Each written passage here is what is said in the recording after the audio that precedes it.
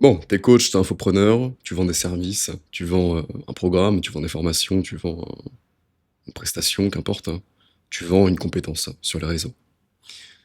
Sauf qu'il y a quelque chose qui te bloque, c'est que t'as du mal à en parler. T'as du mal à être fier de ton produit, t'as du mal à vraiment montrer au monde ton expérience, ton expertise et vraiment vendre ton produit. Ce qu'on appelle de vente, on appelle de closing, t'as du mal à en parler, t'as du mal à en être fier parce que t'as le sentiment au fond, que tu mérites pas de vendre ça un petit peu, d'accord? Est-ce que tu me comprends quand je dis ça? Est-ce que tu ressens ça? Est-ce que tu as un peu du mal à être fier de ton produit et à te dire: «OK, ce produit peut vraiment aider beaucoup de personnes et il faut que je le vende»? Parce que la seule chose pour laquelle tu n'arrives pas à vendre correctement, c'est parce que tu n'en parles pas assez bien, tu n'es pas assez fier de ton produit. Il y a une raison à ça et je vais te poser une question qui va te faire remettre en question la qualité de ton produit. Demande-toi, avant de vendre ton produit, ton accompagnement, qu'importe, est-ce que si ton fils découvrait une personne sur les réseaux et qu'il te disait: «Papa, j'ai envie d'acheter ça», donc ce «ça», c'est ton programme, c'est ton coaching, ton accompagnement, qu'importe. Est-ce que tu serais OK avec ça? Et est-ce que tu serais rassuré? Est-ce que tu te dirais: «OK, bah, ça me paraît ultra OK, ça me paraît ultra bien, donc je suis hyper content que mon fils fasse partie de cet accompagnement»? Normalement, tu as une réponse instinctive. Est-ce que là, ton accompagnement, ton programme, qu'importe, est-ce que tu accepterais que ton fils paye pour ça? Et de plus, concernant la question du pricing, qui est aussi une problématique en général, est-ce que tu accepterais que ton fils paye ce prix-là pour ça? La première réponse dans ta tête, c'est la vraie. Ne laisse pas les réponses de la raison et du mensonge te faire dire que oui, je suis prêt à ça. Non, on veut la réponse instinctive, celle de ton âme, ok? Ça va t'aider dans beaucoup de choses. Je me suis toujours posé cette question-là depuis le début, que ce soit en e-commerce. J'ai toujours vendu des produits où je savais que ma mère pouvait l'utiliser. Et c'est d'ailleurs pourquoi j'ai commandé tous mes produits e-commerce, franchement quasiment tous. Tous mes produits qui ont très très bien marché, qui ont même juste marché, je les avais à la maison. Et on a encore des produits que je vendais en e-commerce qui sont encore à la maison. Et que ma mère utilise encore tous les jours. Et que ma famille utilise tous les jours.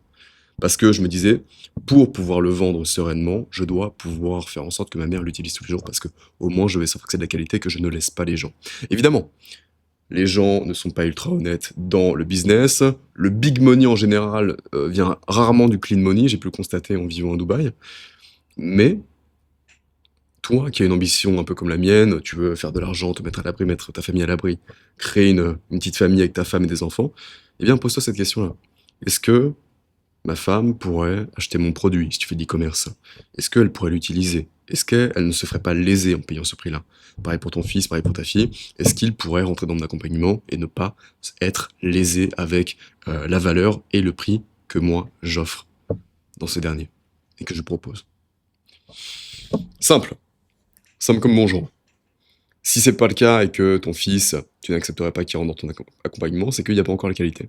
Donc améliore le produit, améliore la delivery, et une fois que ça sera amélioré, que tu auras répondu oui à cette question, bah, ce sera beaucoup plus simple pour toi d'en parler. Tu seras beaucoup plus fier, tu seras beaucoup plus convaincant, parce que tu seras là genre, c'est un no-brainer. Ne pas le vendre à quelqu'un serait une punition pour cette personne. D'accord? Moi, je suis ultra fier et ultra content de mon écosystème actuel. Le projet 180 avec l'application, avec toute la temporalité, avec qu'on appelle ça l'application qui fait le programme sportif, alimentaire, qui traque les calories, toute la formation de 9 modules, je crois, où on parle d'absolument tout le développement personnel dans sa globalité, avec tous les protocoles à appliquer, toutes les ressources, la communauté. Bref, si mon fils me disait: «Papa, je vais rentrer dans le projet 80», que je regardais ça, je me dirais: «Putain, c'est fort et c'est pas cher». Donc bien sûr que tu vas rentrer dans ce putain de projet, mon ref, tu vois? Enfin, mon ref, mon fils, pardon. Donc ouais, pose-toi cette question-là et ça va te permettre de step up ta qualité dans ta delivery, dans ton produit. Également, considère ton client comme tu aimerais que, ton fils soit considéré par un prestataire. D'accord? Arrête de vouloir over promettre, si c'est pour sous, délivrer. Over promise et over delivery, d'accord? Considère ton client comme si c'était ton fils. Tu comprends l'idée. Ne le considère pas comme ton fils, ne l'infantilise pas, pardon, mais fais en sorte de le respecter comme tu aimerais qu'un prestataire respecte ton fils. Voilà. Et là, comme ça, mon gars, tu feras de l'argent de manière saine, tu seras fier, tu parleras de ton produit avec joie, et tu vendras beaucoup plus aisément aux personnes que tu en calls, ou aux personnes simplement qui regarderont tes vidéos. Parce que tu seras beaucoup plus convaincant et beaucoup plus honnête, en fait. Bon, rejoins-nous dans le Projet 80 si tu souhaites. T'as un lien en description.